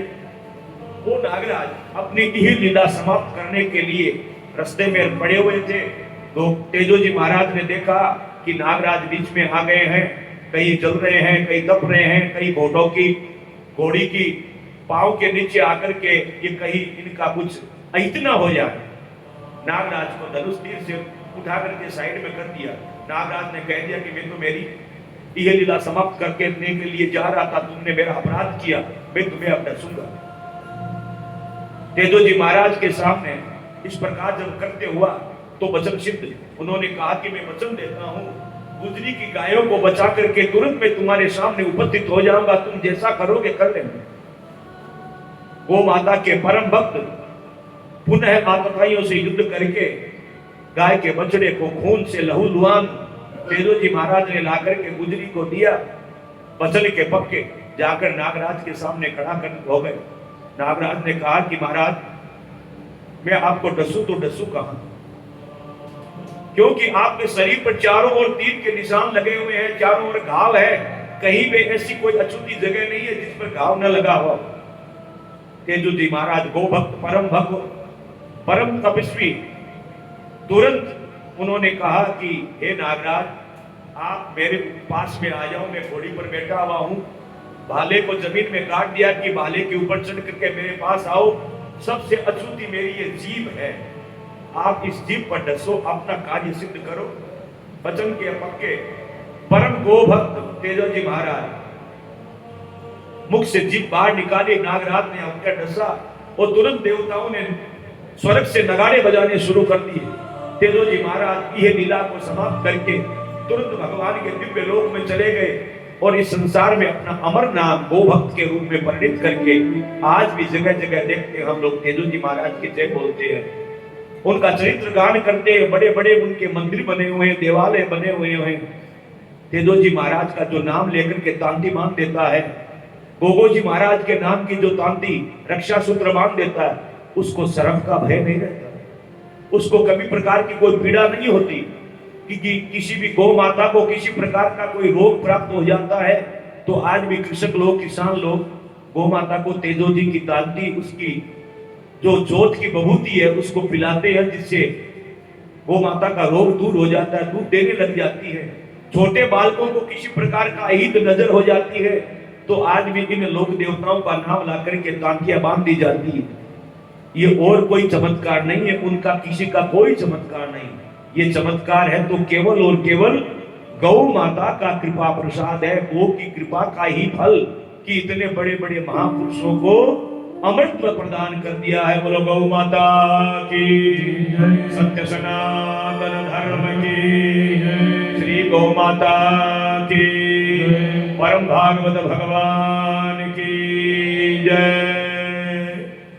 आज परम सौभाग्य का विषय गो कथा एवं पुरुषोत्तम मास के दिव्य कथा प्रांगण में कथा के विराम दिवस में, अंतिम तृतीय दिवस में हमारे प्रिय परम भागवत गो भक्त और भजन सम्राट धूबड़ी से भाई तेजा जी का आगमन हुआ है।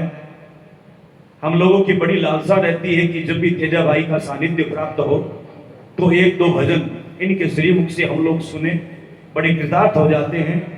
व्यासपीठ से मैं निवेदन करूं, भाई तेजा जी अपने मुख की वाणी को पवित्र करते हुए हम सब साथ में लेकर के हमारे प्रिय श्रोताओं को अपने श्रीमुख से भगवान के दिव्य गुणान वादन को रसास्वादन कराए, जिससे हम लोग कृतार्थ हो जाए। भाई तेजा जी पारी।